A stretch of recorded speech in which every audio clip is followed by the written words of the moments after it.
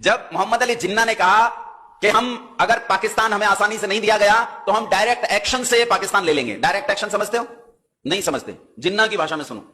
अराजनीतिक और सामाजिक हिंसक आंदोलन, इसका मतलब है सीधी मारकाट। उन्होंने कहा हम शांतिपूर्ण आंदोलन करना चाहते हैं, उसके लिए पैसा इकट्ठा कर रहे हैं, और उन्होंने घर घर जाकर रसीदें काटी। उन्होंने दुकान दुकान, प्रतिष्ठान प्रतिष्ठान, फैक्ट्री फैक्ट्री जाकर रसीदें काटी। ये किनकी फैक्ट्रियां थी? हिंदुओं की। ये किनकी दुकानें थी?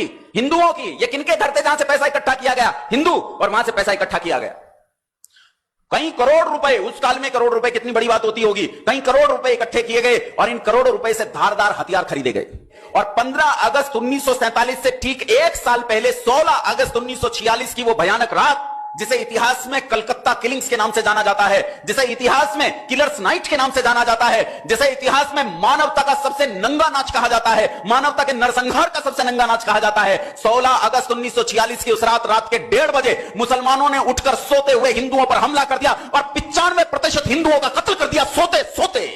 तुम्हें अगर यकीन नहीं आता मेरी बात का और तुम्हें यह लगता हो कि मैं झूठ बोलता हूं, तो इतिहास उठाना, विकिपीडिया तुम्हारे हाथ में, फोन तुम्हारे हाथ में है, कलकत्ता किलिंग्स के चित्र पड़े हैं, सड़क पर लाशें पड़ी हैं, लाशों की कीच पड़ी है, चारों ओर केवल लहू था, मांस था और उस मांस का कीच था।